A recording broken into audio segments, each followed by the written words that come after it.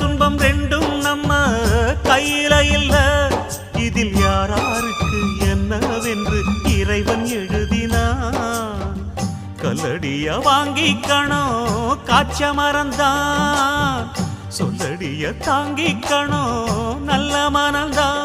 இங்கு காயம்பட்ட நெஞ்சம் இது உறங்க முடியுமா? என்ன வேலை அது என்ன வேலை? மன நிம்மதிதான் இங்கு என்ன வேலை?